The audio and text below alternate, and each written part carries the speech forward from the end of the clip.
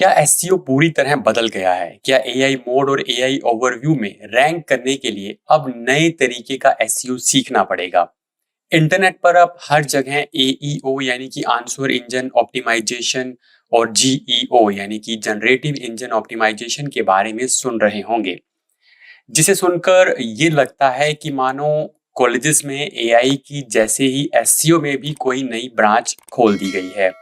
लेकिन गूगल की तरफ से search central live deep dive Asia Pacific जो इनका एक इवेंट रहता है, उसमें गैरी लियस और चैरी प्रोमाविन ने इस टॉपिक पर बात करते हुए कहा है कि AI mode, AI overviews, click to search और लेंस, ये सारे जो फीचर्स हैं ये फीचर्ड स्निपेट और नॉलेज पैनल की तरह से ही हैं। यानी ये सब उन्हीं रैंकिंग सिग्नल्स और डाटा सोर्सेज का यूज करते हैं जो ट्रेडिशनल सर्च में होता है, और ये सब गूगल के कोर इंडेक्सिंग और रैंकिंग इंजन पर काम करते हैं।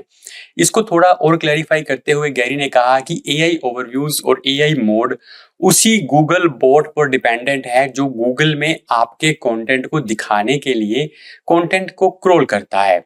इसके बाद रैंकिंग और कंटेंट सर्विंग भी उसी तरह से होती है। यानी कि ये क्लियर हो गया है कि गूगल एआई ओवरव्यू हो या गूगल एआई मोड हो, उनमें रैंक करने के लिए अलग से एईओ या जीईओ टेक्निक्स को मास्टर करने की जरूरत नहीं है। भले ही लोग आपको कितना भी कहते रहें कि आपको एआई एसईओ आता है या नहीं, लेकिन यहाँ एक चीज को समझना थोड़ा जरूरी हो जाता है, ये कि वो ये है कि पहले एसईओ का मतलब सिर्फ गूगल का एसईओ होता था। लेकिन अब दूसरे एआई चैटबॉट्स आने की वजह से, जैसे कि चैट जीपीटी, परप्लेक्सिटी और ग्रोक, ये सब आने की वजह से अब एसईओ गूगल एसईओ नहीं रहा। और जब ये गूगल एसईओ नहीं है तो दूसरे चैटबॉट्स पर कंटेंट विजिबिलिटी को एनेबल करने के लिए, चैटबॉट्स को वेबसाइट पर इजीली क्रोल करने देने के लिए हमें क्या करना होगा, इसे सीखने की जरूरत रहती है। जैसे कि llms.txt फाइल को ही ले लीजिए। गूगल की तरफ से जियोन म्यूलर ये कह रहे हैं, ये कह चुके हैं कि इसकी कोई जरूरत नहीं है क्योंकि कोई भी एआई बोट इसे यूज नहीं करता। हालांकि कुछ एक्सपर्ट्स का कहना है कि शुरू में लोगों ने robot.txt फाइल को भी सीरियसली नहीं लिया था। तो रिसेंटली किसी ने जॉन से पूछा था कि क्या llm.txt फाइल को नो इंडेक्स कर देना चाहिए, तो जॉन ने इसका आंसर देते हुए कहा कि हाँ, इसे नो इंडेक्स करना ठीक रहेगा, जिससे जो इसके अंदर जो कंटेंट है वो इंडेक्स नहीं होगा, ताकि वो यूजर को वियर्ड ना लगे। और अगर आप योस्ट प्लगइन में इसको इनेबल करना चाहते हैं तो मैं आपको दिखा देता हूं। तो इसके लिए आपको योस्ट एसईओ प्लगइन पे चले जाना है और साइट फीचर पे जब आप जाएंगे तो आपको ये सबसे लास्ट के अंदर ये फीचर मिल जाएगा। यहाँ पर आपको ये फीचर मिलने वाला है llms.txt। यहाँ पर आप इसको इनेबल कर सकते हैं। बट इसको नो इंडेक्स किस तरह से करना है, अभी तक ऐसा कोई भी फंक्शनैलिटी जो है इसमें ऐड नहीं किया गया, क्योंकि इसमें नो इंडेक्स का जो सिस्टम है वो सीधा रहता है। आपको कैटेगरी इनको सर्च रिजल्ट में दिखाना है तो इसको इनेबल कर दीजिए, किसी भी चीज को आपको दिखाना है आप उसको इनेबल कर दीजिए, तो ये इंडेक्स और नो इंडेक्स ही बेसिकली होता है। तो फिलहाल इसको आप llms.txt को जो है नो इंडेक्स नहीं कर पाएंगे। दूसरे तरीके से, किसी तरीके से आप इसको कर सकते हैं। ये जो llms.txt फाइल है ये यहाँ पर जनरेट हो जाती है।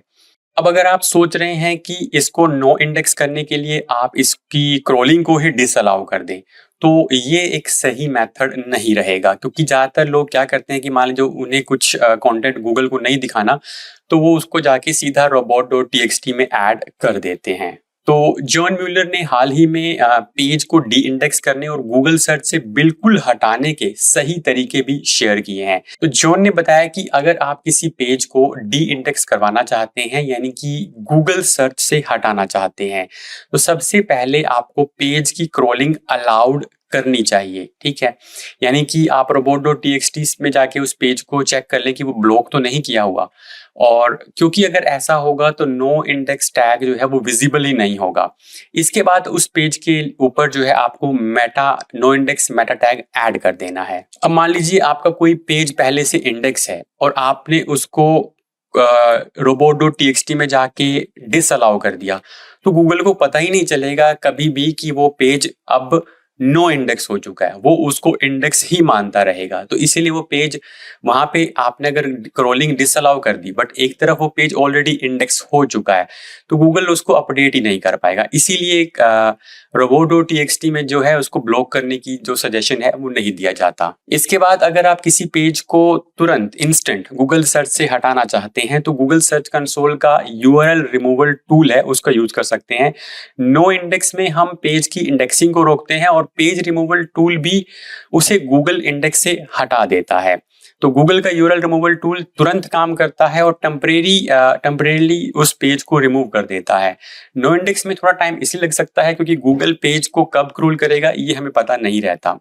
और जिन पेजेस पर आपका कंट्रोल नहीं है, मान लीजिए आपकी वेबसाइट के पेजेस नहीं है और गूगल कंसोल में तो दिखेंगे नहीं, तो उन पेजेस को भी आप एक पब्लिक URL रिमूवल टूल रहता है, उसका जो पब्लिक वर्जन रहता है उससे हटा सकते हैं।